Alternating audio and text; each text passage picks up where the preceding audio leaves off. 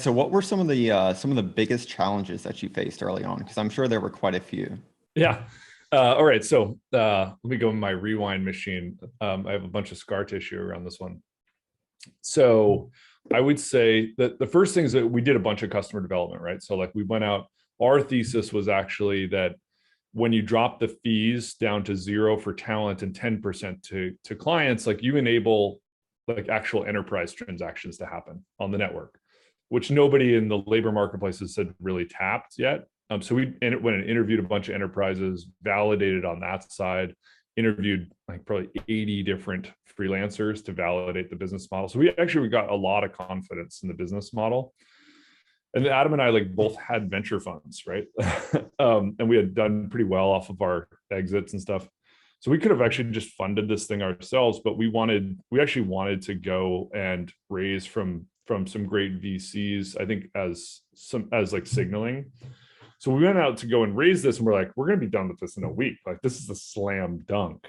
We did 110 pitch meetings. And like, we're basically laughed out of Sandhill. Like people literally said, if you want to start an Indian restaurant, we'll fund you. Like if you want to start a women's shoe company, we'll fund you. Just don't do this. For a couple of reasons. One, it was like crypto winter, right? I don't know if you guys remember, like end of 2018. Like basically, the investors were like, crypto's done. Like that happened in 2017. Like this whole blockchain thing is just done. And also like the crypto people were like licking their wounds, and then all the marketplace people were like, why would you want to drop fees to 0 and give away ownership and control? Like that doesn't make any sense. So they weren't really thinking from first principles. They were reasoning by analogy of like the way that the world has worked. So we were going out to raise $3 million in the seed round. It was a brutal experience. We ended up actually like 2x oversubscribing, but it was, I think that was kind of the first time we like really ran into a big challenge. It was unexpected. I just thought like, I saw it. It's like those things, all of you are like entrepreneurs, like you see a vision clear as day, and sometimes everyone else doesn't see it quite yet. And so that was, I think, the first challenge. The next challenge, I think, was like getting all of the enterprises to sign up, right? And what we found was that like talking about tokens to enterprises, especially in 2019, ended in a lot of like, we'll call you, don't call us conversations.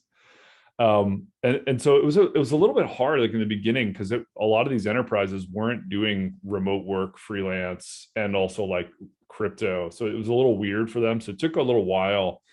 And then and people were like kind of dipping their toes in the water. Like they would put a couple roles on the platform,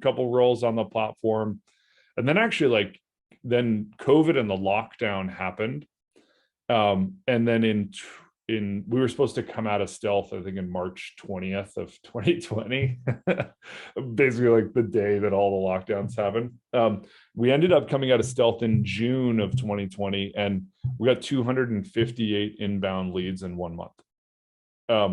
And all of those enterprises that were dipping their toes in the water basically said, hey, the biggest barrier was this kind of like anachronistic thinking around butts and seats. And guess what? Like, game on. And so like these companies that were doing 1 or 2 roles put on 20 roles and 30 roles and 40 roles at a time onto the platform. And this thing just started growing organically. We were growing in 2020, we were growing sometimes upwards of 60% month over month, again, with no marketing spend. And we've continued that pace. So I think we were anticipating doing like $500,000 in that first 6 months. We did 3.5 million. We were anticipating doing 5 million this year. We'll do almost 40. So I think that like some of these things are like right business model, right time, and then there's also like luck and timing and a bunch of other things mixed in there.